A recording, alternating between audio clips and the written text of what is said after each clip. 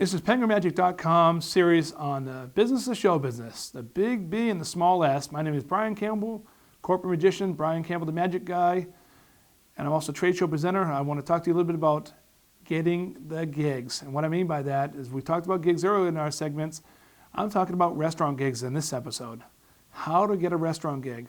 Is there a demand for restaurant magicians? Well, probably not, because they don't really know they need a restaurant magician. However, just a little insight. I worked restaurant magic for 15 plus years, successfully had about three to four gigs every week for 10 straight years, never missed a week's worth of work in 10 years. So there is a demand if you create demand. How do you get the restaurant gig? Well, there's a few books written on restaurant magic. Many you can purchase through Penguin Magic. However, I have to disagree with a lot of these magic books on how to get restaurant magic. A lot of them say go on a busy Friday night, and when the restaurant's going, call the manager over and do a little magic for him and something like that. Let me tell you from experience, if you did that in a major restaurant I worked at, first of all, you'd never see the general manager unless you had a complaint to be made and something like that. Secondly, they wouldn't have time to pay attention to you. And if they did, all they would have is a negative thought in the head about you. They'd be upset and angry that you came in and took away from the time when they're dealing with hundreds of patrons, especially with troubles in the restaurant and something like that. Never. The prime times to go into a restaurant to look for a restaurant gig are Tuesday through Thursday, from 2 in the afternoon to 3 to 4 in the afternoon. That's the prime times. Now, why do I pick those days? First of all, Fridays and Saturdays are the busiest days. Friday afternoons, they have lunches. Friday late afternoon, they have the beginning of dinner. And of course, Friday evenings, they have dinners. Saturdays, the same way. Sundays, they have Sunday brunches. And Sunday afternoons, they have evening dinners also. Too busy. They have their staffing meetings on Monday mornings and something like that. They have their people come in, usually not the time. And they also do ordering then. They have people coming in, they have staffing coming in, they have people delivering food. Not a good time to come to the restaurant. Tuesday through Wednesday, it's a little bit slower. In the afternoons, they usually have a lunchtime from 11:30 to about 1ish or so. After that is when they go on a break, and they usually have a time between that to set up for their evening meals. You have a window of opportunity to speak to somebody in the restaurant. Now, my approach has been the approach I've used for many years.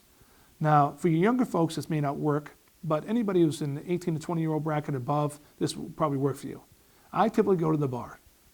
And when I go to the bar, I don't drink, by the way. Now, I was a Marine for 7 years and a biker. I know I look like I'd be a drinker, but I never have. But I go to the bar and order soda. I'd always tip nicely. For example, if I cost $2 for a Coke, I'd always make sure I left a nice $1.50, $2 tip or something like that. I'd sit and I'd talk to usually the day bartender. Now, the day bartender, usually most restaurants have a bar or a bartender. Day bartender is a crucial person there.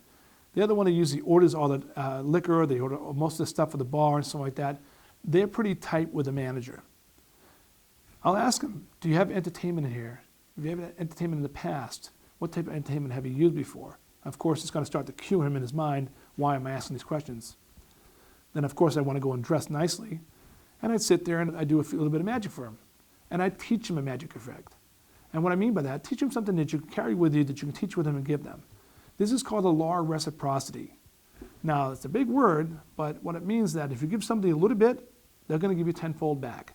You give that person one little trick like that, he's going to give you the key to the kingdom. What I mean by that is that if you teach him a trick, show him something he can use to make himself extra tips, to meet a girl, whatever he has to do, he's going to be comfortable with you and want to help you. And how's he going to help you? You ask him this one thing. Well, my name is Brian Campbell, and I do restaurant magic. And I've been looking at this place for quite some time. I've eaten here quite a few times, and I really like to work here. But I really don't know how to talk to your general manager, so maybe you can do an introduction for me? Is that okay? Now, bartenders are typically the type of people, they're gregarious, they're open-minded, they're very personable. They shouldn't have a problem with this. He'll let you know what the general manager's like. And why I do this, when I talk to someone in the restaurant, always talk to the person who has a position to hire you. A regular manager is not going to do that. The front desk person is not going to do that. The host is not going to do that. The only person who's going to have the decision to make that is the general manager or the owner. Try not to deal with anybody else but those people. Those are the only people you want to talk to. If you talk to anybody else but the general manager, you're just wasting your time. Okay? Unless, of course, that person sees you do magic and they want you to come back in. So, once this person makes an introduction, They bring the general manager over, or they may say he's not here today. Say, well, if I come back again, can I use your name? Boom. Next thing you know, you come back to the restaurant. Well, let's assume the general manager is there. He comes over. Bartender's name's Bob.